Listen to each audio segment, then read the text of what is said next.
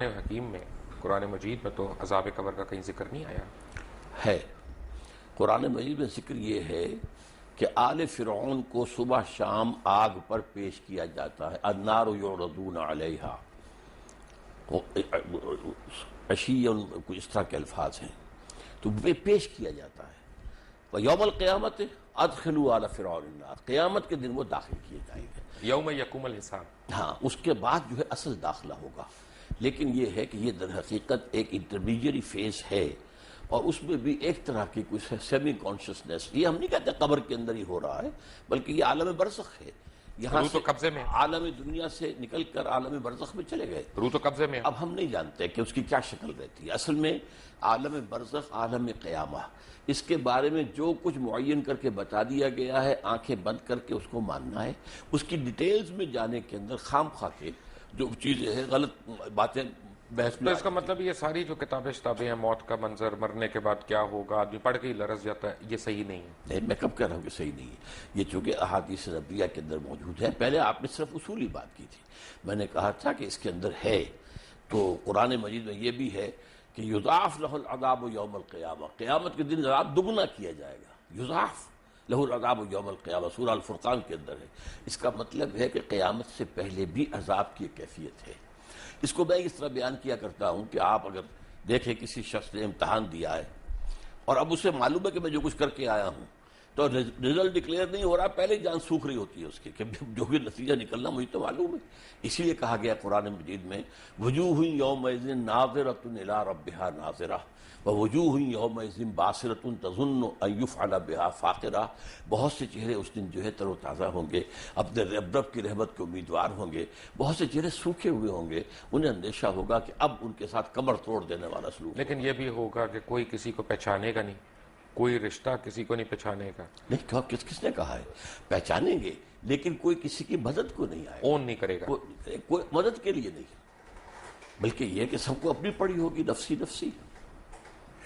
تو بیسیکلی تو قرآن مجید میں قیامت کے دن کا حساب ہے، تو قبر کے اوپر ہماری قیاس رہی ہیں کہ کیا کیا ہو نہیں، سکتا اس کے بارے میں بتانا، یہ عالم برزخ، آپ لفظ قبر کہیں، اب ایک شخص ہے سمندر میں ڈوبنے ہے۔ پر وجہ بتاؤ، قبر تو نہیں ہے۔ میں لیٹ می ریفریز، کیونکہ میرے پاس الفاظ کم ہے اصل میں۔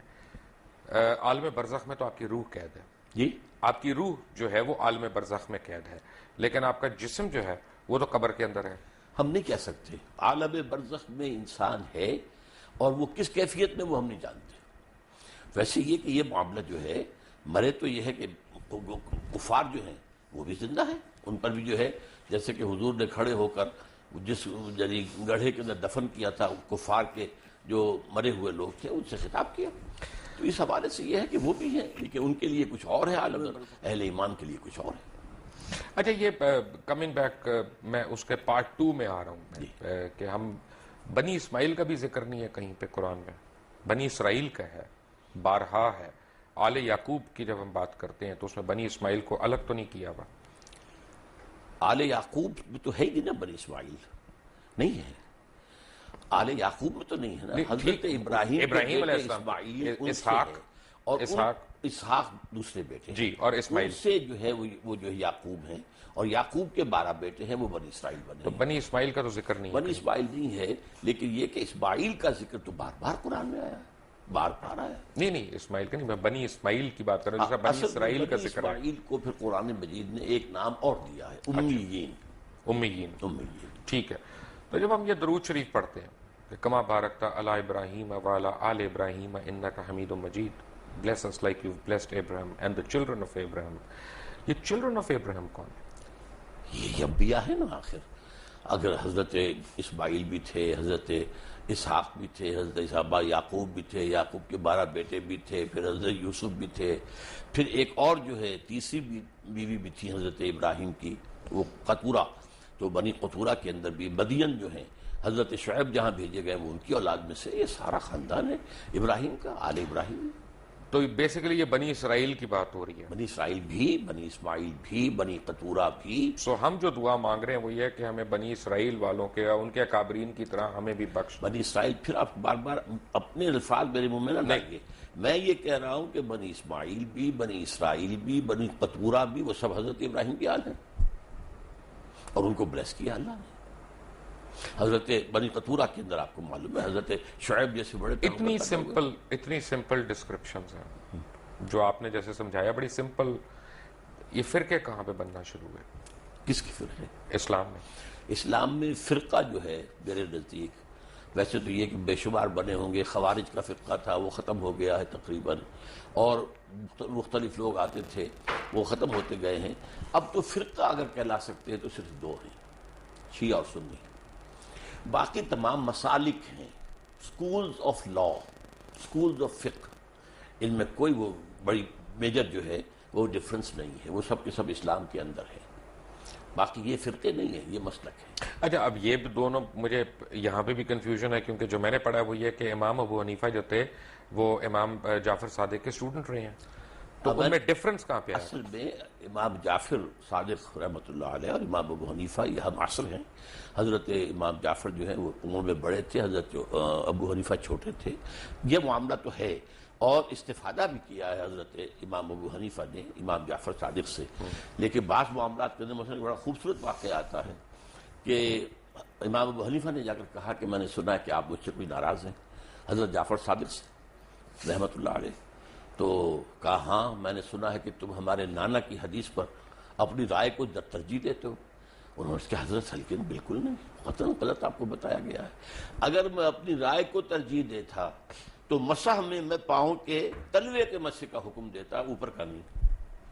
زیادہ خراب تو تلوہ ہوتا ہے، میں اس کا حکم نہیں دیتا، حدیث کے اندر جو آیا اس پر عمل کرتا ہوں. اگر میں اپنی رائے پر عمل کرتا تو رمضان کے روزے جو ہیں حائض عورت کے، ان کی جو ہے وہ قضا ہے، اور نماز کی نہیں. میں تو نماز کی قضا رکھتا کہ نماز پہلے ہے. تو اس حوالے سے انہوں نے کہا کہ نہیں، ان کے درمیان کوئی اختلاف نہیں تھا، بہت اچھے تعلقات تھے. پھر فرق ہونا شروع ہو گیا. اس کے بعد فرق ہوا ہے. اس کے بعد ظاہر کن باتوں پہ؟ جی کن باتوں پہ؟ اصل میں اس کے تفاصیل میں جانا مشکل ہے میرے لیے، لیکن بہرحال یہ کہ ایک فقہ بھی رفتہ رفتہ مرتب ہوئی ہے جو کہ فقہ جعفری کہلاتی ہے. اور اس کے بعد یہ کہ کب سے پھر وہاں ایک معصوم امام کا تصور ہوا ہے، اب یہ ایک ریسرچ کی بات ہے، میں اس میں تفصیل میں نہیں جا سکتا. لیکن ایک فرق مجھے لگتا ہے بڑا، جی اور مجھے لگتا ہے کہ فقہ جعفریہ کو ہم پہ ایک ایج ہے، وہ ہے اجتہاد کی. وہ آج کے زمانے میں بھی اجتہاد کر رہے ہیں، جبکہ ہم سنی سنائی وہ اس طرح سے روایات پہ آگے. آپ کی بات صحیح ہے، میں مانتا ہوں اس کو. انہوں نے انسٹیٹیوشن آف اجتہاد کو کھلا رکھا ہے. ہمارے ہاں یہ کوئی 400 سال سے 500 سال سے یہ بند ہے، تو اس سے بھی لیکن کوئی بہت بڑا فرق واقع نہیں ہوا ہے. وہ فرق ہوتا ہے نا. اب تو ہمارے دیکھیں نا، امام ابن تیمیہ کے پاس ایک دفعہ اب بھی میں آپ سے عرض کرتا ہوں کہ فقہی لیول پر فقہ جعفری اور فقہ حنفی اور فقہ مالکی میں بہت زیادہ فرق نہیں ہے. فرق کیا؟ بہت کم فرق ہے. اب یہ کہ ایک ہاتھ چھوڑ کر نماز پڑھ رہے ہیں تو مالکی بھی ہاتھ چھوڑ کر پڑھ رہے ہیں. کسی نے یہاں ہاتھ باندھ لیا ہے نیچے ناف کے، اور کسی نے یہاں ہاتھ باندھ، کوئی فرق نہیں پڑتا. ساری تو ریکارڈڈ ہسٹری ہے ہماری پچھلے 1400-1500 سال کی. تو حجۃ الوداع پہ حضور اکرم صلی اللہ علیہ وسلم نے جس طرح نماز پڑھی، وہ ہم کیوں رائج الوقت نہیں کر سکتے؟ میرے نزدیک تو رائج الوقت وہی رہی ہے، اور حضور نے جس طرح کیا ہے وہی ہے. لیکن یہ کہ حضور کا معاملہ یہ معلوم ہوتا ہے کہ آپ بھی اس کے اندر کوئی تبدیلی کرتے رہتے تھے، اور میں سمجھتا ہوں کہ اس سے ایک وسعت پیدا ہوئی. ڈاکٹر صاحب، ایک میں بڑا سینسٹیو سوال پوچھنے لگا ہوں، اور میں ناظرین سے ریکویسٹ کروں گا کہ میری بات کو غلط نہ سمجھیں. میں اپنی علم کے لیے کم علمی کا میں اعتراف کرتے ہوئے میں یہ سوال پوچھ رہا ہوں کہ ہم سارے احادیث کے ماننے والے ہیں، سنت کے ماننے والے ہیں، ورنہ مسلمان ہی نہیں کہلا سکتے. اگر کوئی بھی شخص یہ کہے کہ میں سنت رسول کو نہیں مانتا یا احادیث کو نہیں مانتا تو وہ تو مسلمان ہی نہیں ہے. لیکن ہم حدیث جب پڑھتے ہیں تو اس میں ہم دیکھتے ہیں کہ کرونالوجیکل آرڈر نہیں ہے، کہ اگر حضور اکرم صلی اللہ علیہ وسلم نے ایک دفعہ پانی کھڑے ہو کے پیا، یہ نہیں پتا کون سے دن، کون سی تاریخ، کس وقت. اسی طرح انہوں نے پانی بیٹھ کے بھی پیا، کون سے دن، کون سی تاریخ، کون سے وقت. تو اس میں پرابلم یہ ہے کہ چند صحابہ جنہوں نے اس کے راوی ہیں، ادھر بھی کوئی صحابی راوی ہیں. اب میرے اور آپ کے اوپر ڈیپینڈ کرتا ہے ہم کس صحابی کی روایت کو لے رہے ہیں. جو اس کو صحابی کی روایت کے علاوہ یہ کہ صحابی سے جب روایت ہوتے تابعین، تبع تابعین تک ہوتے ہوئے محدثین تک آئی، تو کون سی چین زیادہ مضبوط ہے بس. اور اس میں کوئی فرق نہیں. میں سمجھتا ہوں اس میں وسعت پیدا ہو گئی کہ معلوم ہوا کھڑے ہو کر بھی پیا جا سکتا ہے اور بیٹھ کر بھی پیا جا سکتا ہے. عام طور پر آپ بیٹھ کر پیتے تھے، لیکن کبھی ایسا بھی ہوا کہ آپ نے کھڑے ہو کے پیا، تو گویا کہ اس کا جواز ہے. کیونکہ کمنگ بیک ٹو عذاب قبر ایک پڑھتے رہنا چاہیے، لیکن ہم ذرا کمزور لوگ ہیں، کبھی کبھی پڑھتے ہیں. تو جب پڑھتا جا رہا ہوں تو میں نے یہ دیکھا کہ اس میں کسی پیغمبر نے اپنی قوم کو عذاب قبر سے نہیں ڈرایا. جس نے بھی ڈرایا قیامت کے عذاب سے ڈرایا. لیکن قرآن مجید کے اندر میں آپ کو دو حوالے دے چکا ہوں. تو یہ کہ یضاعف لہ العذاب یوم القیامہ، قیامت کے دن عذاب دگنا کر دیا جائے گا. میں نے جب قرآن مجید پڑھا، انسان کو پڑھتے رہنا چاہیے، لیکن ہم ذرا کمنگ بیک پیا جا سکتا ہے اور بیٹھ کر بھی پیا جا سکتا ہے. عام طور پر آپ بیٹھ کر پیتے تھے، لیکن کبھی ایسا بھی ہوا کہ آپ نے کھڑے ہو کے پیا، تو گویا کہ اس کا جواز ہے.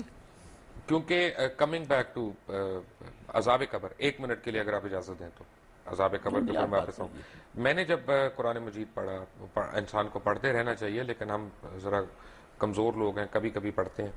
تو جب پڑھتا جا رہا ہوں تو میں نے یہ دیکھا کہ اس میں کسی پیغمبر نے اپنی قوم کو عذاب قبر سے نہیں ڈرایا. جس نے بھی ڈرایا قیامت کے عذاب سے ڈرایا. لیکن قرآن مجید کے اندر میں آپ کو دو حوالے دے چکا ہوں. تو یہ کہ یضاعف لہ العذاب یوم القیامہ، قیامت کے دن عذاب دگنا کر دیا جائے گا ان کے لیے. گویا کہ پہلے بھی عذاب کی کوئی شکل تھی. اور یہ کہ آل فرعون جو ہے صبح شام آگ پر پیش کیے جاتے ہیں، دکھا دی جاتی کہ یہ ہے تمہاری آخری منزل. لیکن قیامت کے دن پھر ان کو کہا جائے گا یوم القیامت ادخلوا آل فرعون النار. ٹھیک ہے، جب ہم پیغمبر اسلام کو ہم فالو کرتے ہیں ان لیٹر اینڈ ان اسپرٹ. اصل میں قرآن مجید میں دوسرے پیغمبروں کی بہت زیادہ تفصیلی تعلیمات آئی نہیں ہے. اصل میں جو ہے معاملہ ان کا توحید، رسالت، آخرت، اس کے اوپر زور تھا. اس سے پہلے تو بلکہ حضرت ابراہیم علیہ السلام سے پہلے تو کوئی معین یعنی وہ بھی نہیں تھی جس کو ہم شریعت کہتے ہیں، بلکہ ہم کہتے ہیں کچھ چیزیں فطرت کی ہیں جو حضرت ابراہیم سے ثابت ہیں. یہ سچ ہے کہ حضرت ابراہیم کو جب اللہ تعالیٰ نے حکم دیا کہ یہاں پہ اذان دو تو وہ ہنس پڑے. انہوں نے کہا کون آئے گا یہاں پہ؟